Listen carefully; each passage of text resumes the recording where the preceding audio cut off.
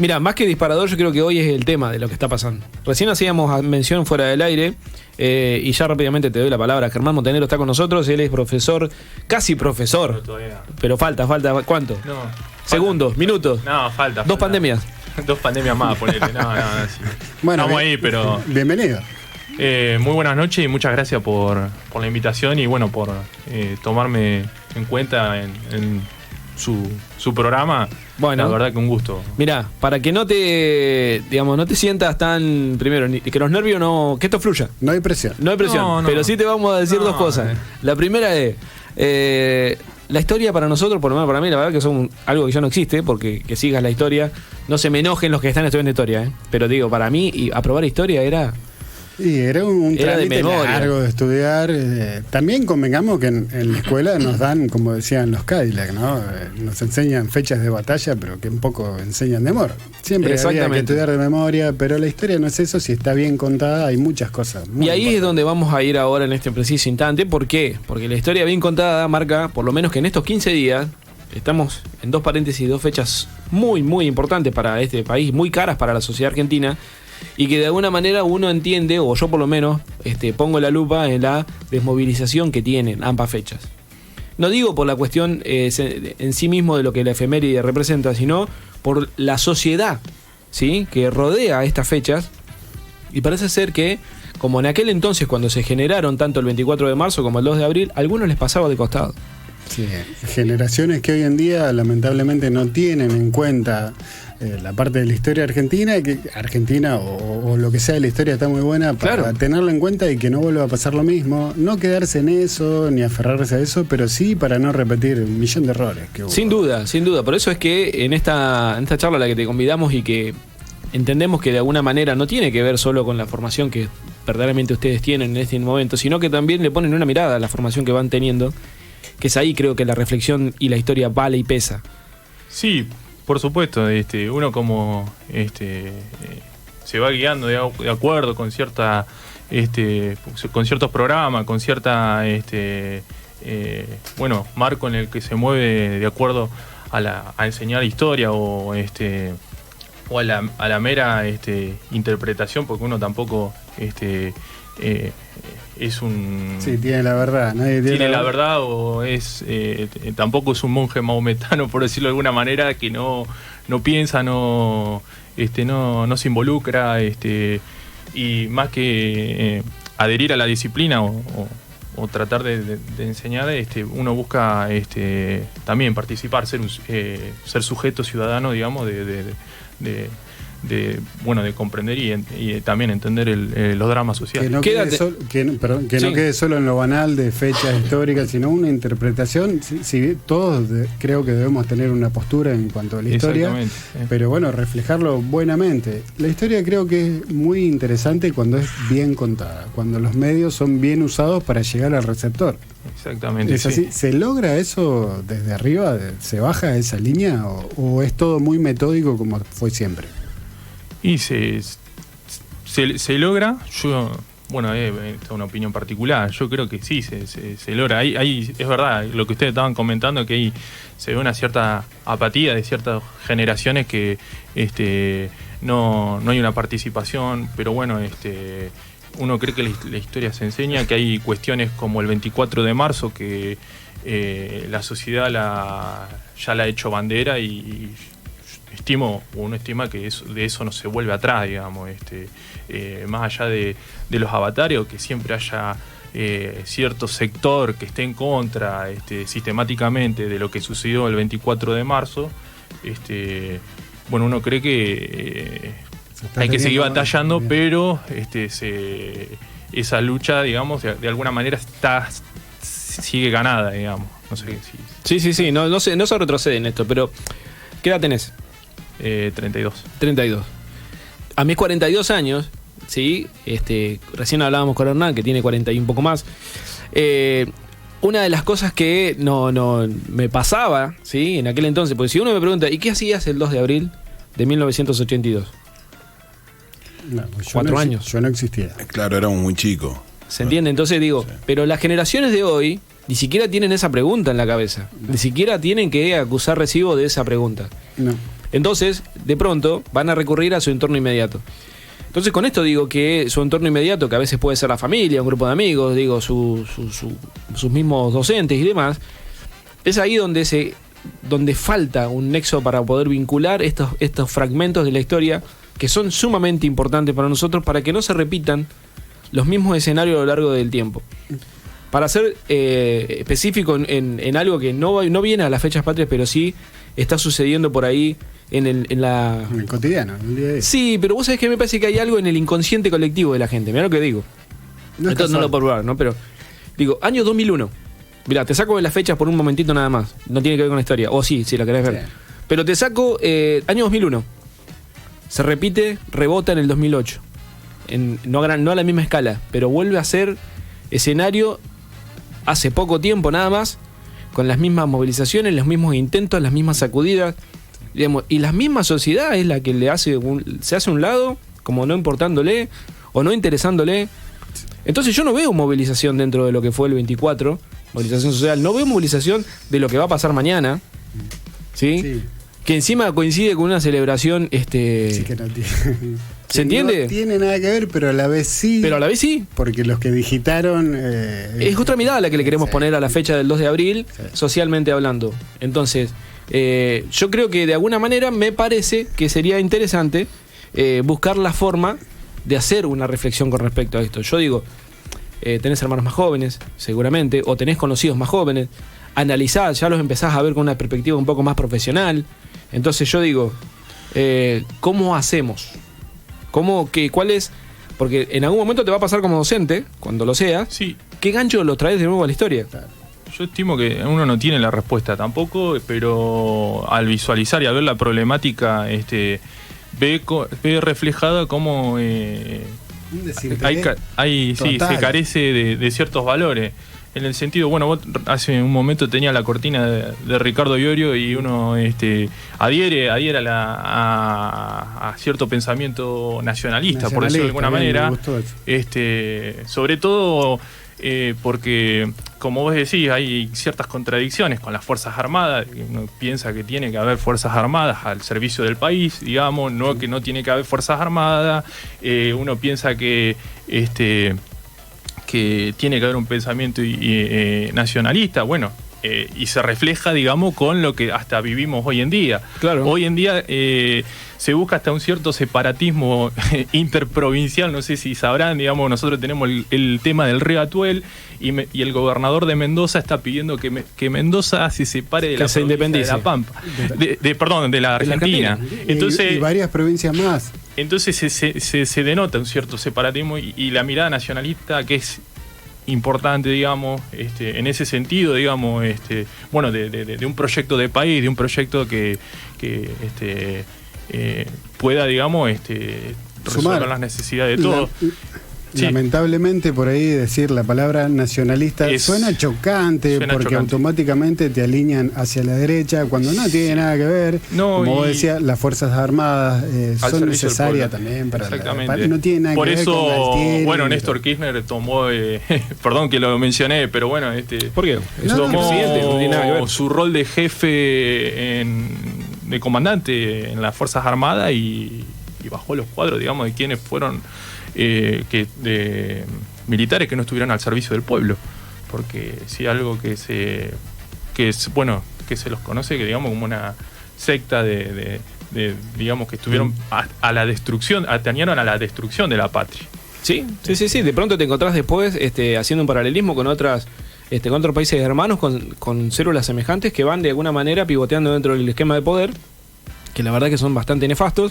Pero bueno, detrás de todo eso hay privilegios que no son los propios de cada uno de nosotros. Y sobre todo, digamos, a pesar de y condenable el terrorismo de Estado, bueno, la vertiente económica de la que poco también se habla, digamos, de un proyecto el cual vino a desintegrar la Argentina con el proyecto de Martínez II.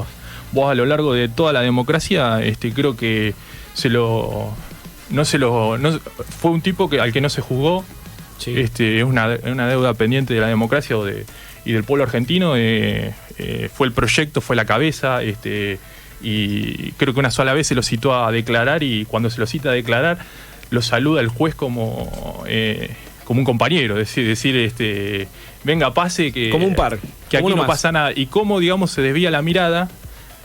Acá nadie está defendiendo a nadie, los que fueron juzgados y bien juzgados están, pero bueno, la cabeza económica, quienes fueron los que en realidad ganaron,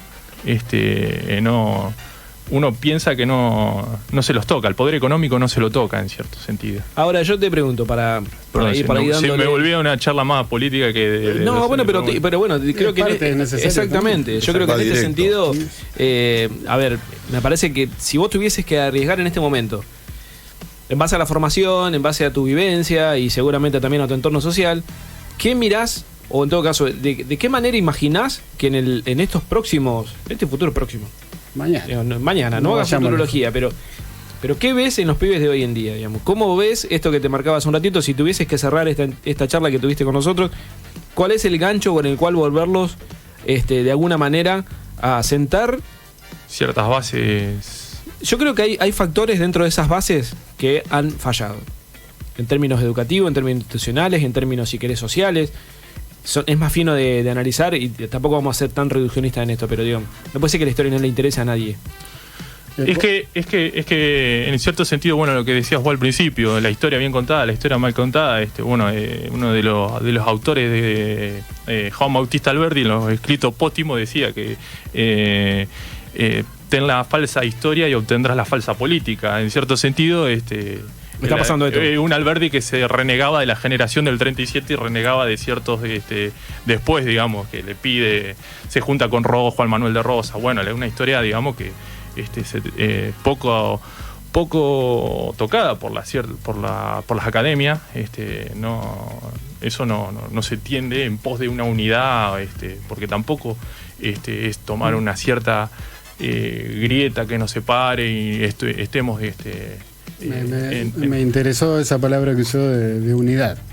La unidad creo que lamentablemente hoy estamos muy hasta las manos con eso. Sí. Todo es extremo, todo es político, todo es interés, todo es, si no pensás como yo, sos mi enemigo, y creo que en pos de la patria es muy triste. No, y tomo también como un factor positivo que los jóvenes se involucren en política. No pasa, lamentablemente. Y no pasa.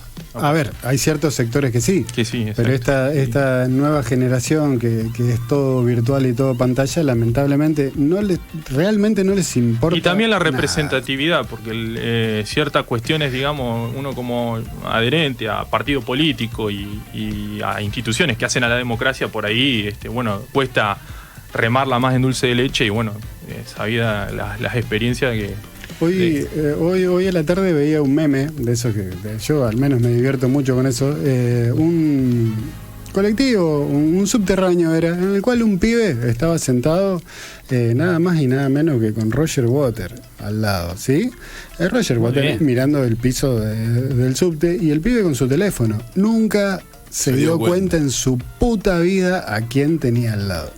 Llevo esto a colación hablando de esto, del desinterés total que hay de ver quiénes somos, porque está bien, la historia no nos determina totalmente quiénes somos hoy en día, pero deja un montón de manchas, un montón de pasos a dar que se dieron, y para no repetirlos. ¿Se puede revertir eso? ¿Cómo lo hacemos? Lo que pasa es que yo creo también que, a ver, los chicos no le dan mucha bola a la historia o no se integran en esto de la política también, por un poco todo el teatro judicial que hay. Nos cansa.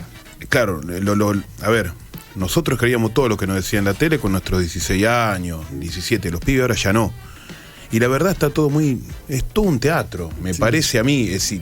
Formar una opinión personal por ahí es muy difícil cuando no tenés a alguien cercano en el primer núcleo, que es la familia, de decir, bueno, después te pueden decir, viene por acá, viene por allá, podés estar de acuerdo o no, pero al menos, loco, la curiosidad. No les interesa nada. ¿Sos optimista para lo que es de porque frente? Yo creo en ciertos... han querido... como veníamos hablando el 24 de marzo, en Videla, el segundo discurso que da es borrar, digamos, a los héroes históricos de que no haya políticas de personalismo y esas sandeces, digamos.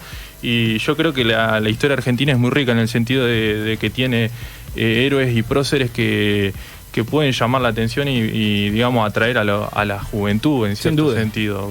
San Martín, para mí, bueno, la historia de Juan Manuel de Rosas me apasiona muchísimo y yo creo que podemos plantear una invitación abierta, no te que pongas en un compromiso, pero está bueno hablar en algún aspecto, marcar algún punto de revisionismo y estarás convocado más de una vez para poder charlar de esto. Sí, por supuesto, sí, encantado. Da para largo, es una temática que da para largo. Totalmente. Y exprimirla para largo, pero bueno, tuvimos el primer punto. 200 años. Exactamente. Somos jóvenes. 200 años. No tenemos historia, tenemos 200 años, somos un país muy joven. Bueno, en ese momento... Y tenemos un quilombo de la puta. Totalmente. No, que en ese momento también es un pueblo, el argentino es un pueblo politizado.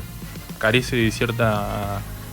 como decían, cultura político, pero está politizado. Pero está politizado por extremos e intereses, al menos a mi parecer, ¿no? De llevar la gente o por un lado o por el otro, cuando realmente hay cuestiones muy lógicas que exceden partidos y banderas, que lamentablemente no se ponen en práctica. Pero bueno, somos parte de eso. ¿Quedará para el próximo round? Hay mucho para eso. Sí, agradecemos a Germán la participación en el día de hoy. Muchísimas gracias. Pasó por Cero Labs, Germán Montenegro. Bienvenido serás las veces que podamos plantear un cachito de historia, ¿sí? Para poder decir, señores, nosotros también desde acá queremos reescribir una parte, una etapa de la historia de unos cuantos de nosotros. Y mañana es 2 de abril. Por favor, gente, no los dejemos afuera. Exacto. A los caídos y a los que volvieron, sobre todo también, porque fue el abandono más grande que creo una nación hizo sobre sus combatientes. Porque me quiero quedar con esto, ya cierro, Martín. Sí. Dejemos de decir son chicos. No eran chicos, son soldados de la nación que pusieron las pelotas al servicio de una bandera que los ebrios dirigentes, los que digitaban el control del país en ese momento, malamente mandaron a la batalla. Y ellos, por Dios, enaltecieron la bandera azul y blanca terriblemente. Tal cual. He estado, me pongo intenso con esto, lo sé, sabés que me apasiona esto, realmente me mueve. He estado en contacto con excombatientes y he escuchado cosas como de estar en las costas de las islas con la avanzada de los paracaidistas y de la Armada Naval de Inglaterra y decir, muchachos, tiremos los torpedos para arriba, directamente para arriba, para que si nos caen arriba nuestro, no importa. Morimos todos, morimos por la bandera. Te juro, se me cierra la garganta ahora, en este momento. Y realmente, para mí, los tengo en alta estima y quiero dejar en claro eso. Y tendrán que venir también. En algún momento, tienen el aire de Cero Alas. Germán, querido, ha sido un gusto. Como siempre, serás más que bienvenido. ¿Puedo cerrar? Cierre. Siguiendo con la sintonía, reivindicar, digamos, la soberanía de Malvinas, que sigue siendo una cuestión nacional argentina y esas son las banderas que uno también está sujeto y digamos de alguna manera milita el tema de la soberanía de nuestra isla, el archipiélago que en pleno coloniaje del 2021 todavía seguimos invadidos. Hay muchos pozos de petróleo, cosas muy interesantes, ¿no? Para la gente que hoy puso la bandera ahí, ¿no? Un sector estratégico, pero bueno, también hay cosas, hay cuestiones ahí de las cuales no se hablan, sobre todo de los proyectos bicontinentales de la Argentina, de un montón de cuestiones que no solo el 24 de marzo, sino el 20 de septiembre del 56, el 55, del 23 de septiembre del 55 se llevaron a cabo. Un proyecto